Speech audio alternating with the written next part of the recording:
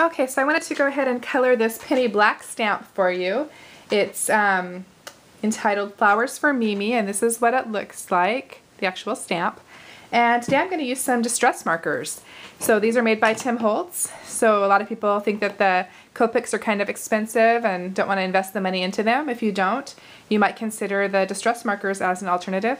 But also, they're really pretty when you color on vellum. So I'm going to color on vellum for you. So I went ahead and stamped with the brown Stays On ink. This is the pad that I used. And the reason that I use this pad is when you stamp with the Memento ink on the vellum, it really takes quite a while to dry.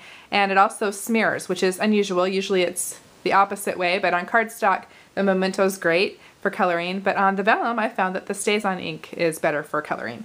So let's go ahead and get started. I'm going to start out by doing those cute little bluebirds. And I'm going to grab a tumbled glass marker. And here we go.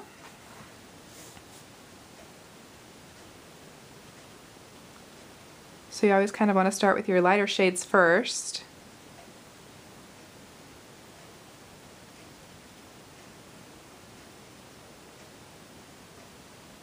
And I'm actually going to put this onto a project, but I thought not everybody would want to sit there and watch me color. This way you have the option to see how I did it, or to just watch me use it on a card.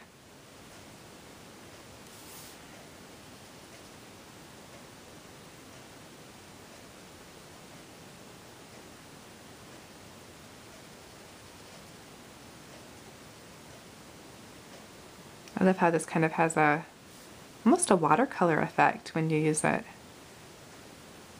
Very beautiful. And I'm going to be using one Copic marker if I make a mistake, and that's the colorless blender, which does remove the color from the distress markers on the vellum. But hopefully I won't make a mistake, but I can't guarantee it.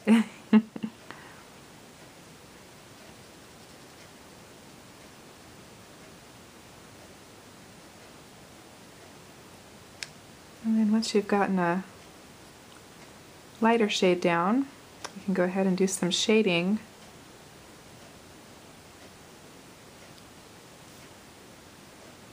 Double checking for white spots. I'm kind of at an angle so that you can get a full-on shot here. Now I'm going to switch to a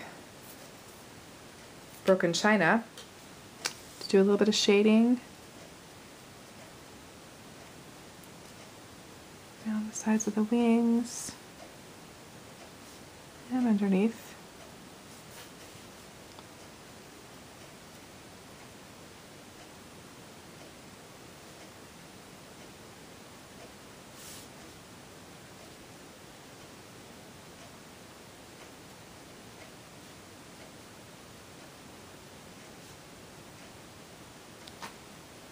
Then I'm going to go ahead and do her skin tone. And to do her skin tone, I'm going to use the dried marigold.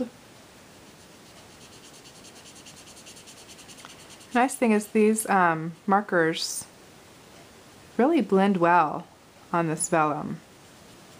So you're not going to see a lot of streaks. I'm going to go up just a little bit into the hairline, knowing I'm coming in with a darker shade for the hair in just a minute. Let's go ahead and do her little hands while I've got the skin tone in my hand.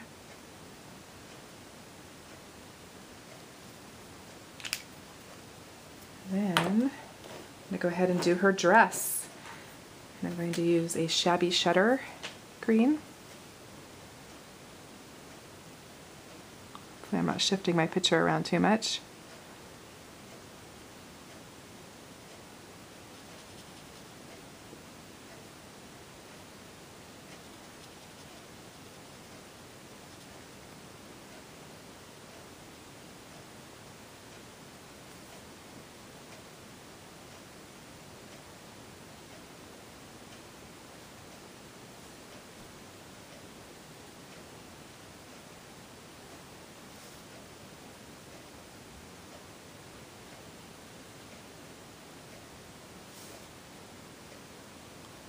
And then to do a little bit of depth, I'm going to grab peeled paint.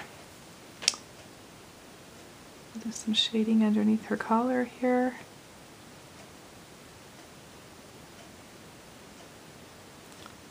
On the arms. and the bottom part of her dress here.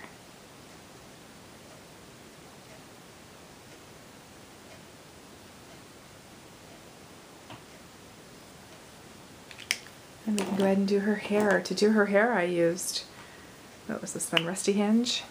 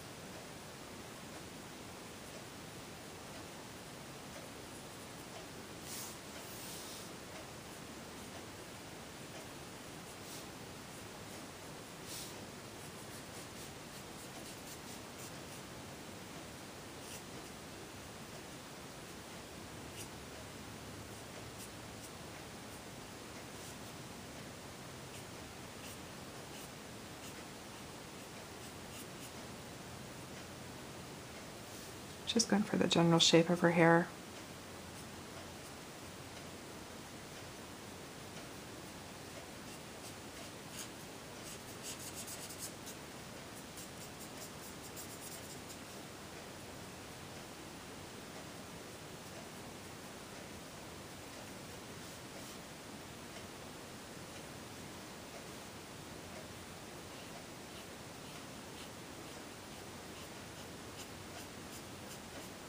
And just follow the lines for the bangs.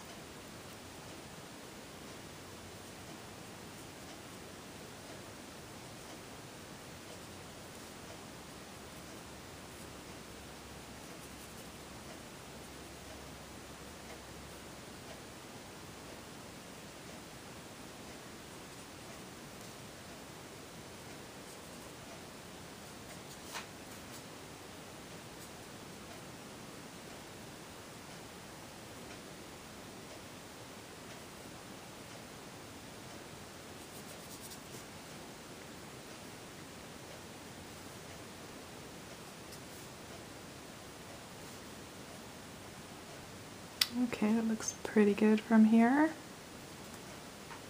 So let's go ahead and actually I'm going to do a little touch up on her face. Straight here. There we go. And then we can go ahead and do our little flowers. I'm going to grab a aged mahogany.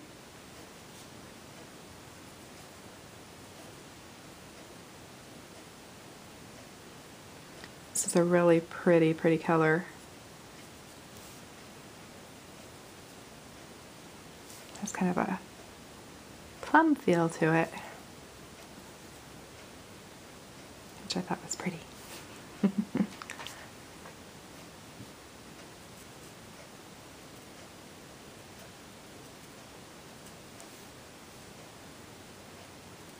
You see me pausing, I'm looking at my reference. I already colored one so I could know what I wanted.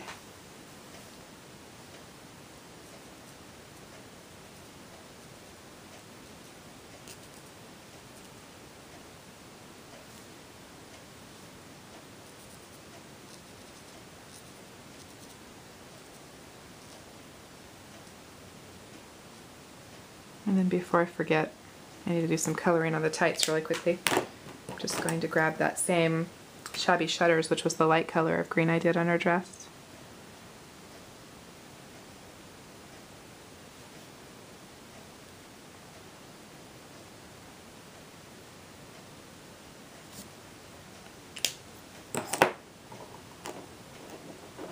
Oh, actually, well, I want the darker green. Grabbing the peeled paint again, and we'll do a couple of the flowers in the green. So this is the darker green.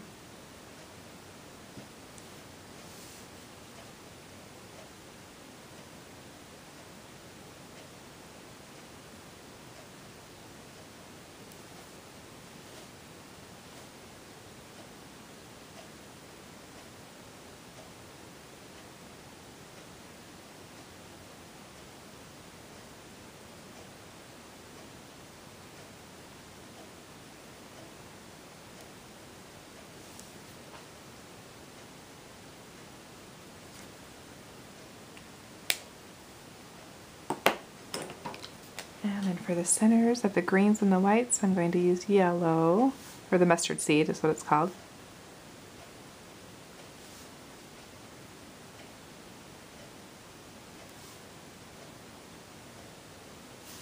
And then for the mahogany colored flowers, I'm just going to grab a faded blue jeans and color the center.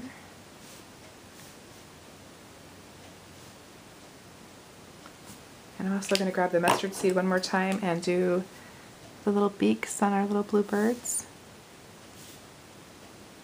And I believe we've gotten all of the coloring done. So next, just for fun, I'm going to grab a stickles. And I am using the Stardust stickles.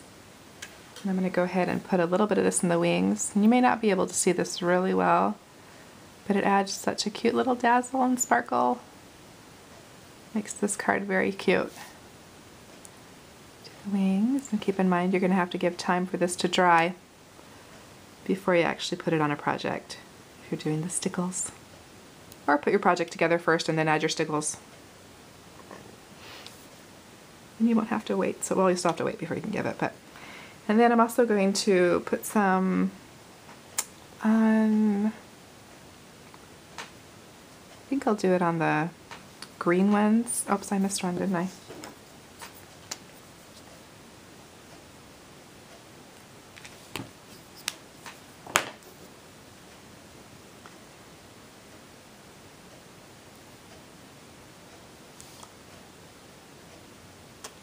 And then I'm going to grab a green stickles.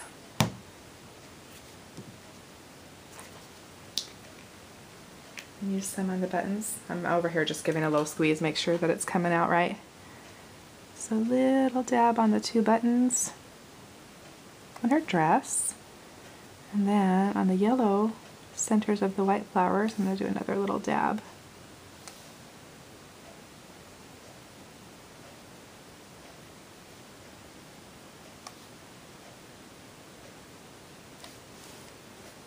There we go. So now you know, oops, I missed one, how I colored this image. And hopefully you'll tune in and watch the card that I'm going to make with it. Super sweet. Again, a penny black stamp, Flowers for Mimi, coloring with distress markers on vellum.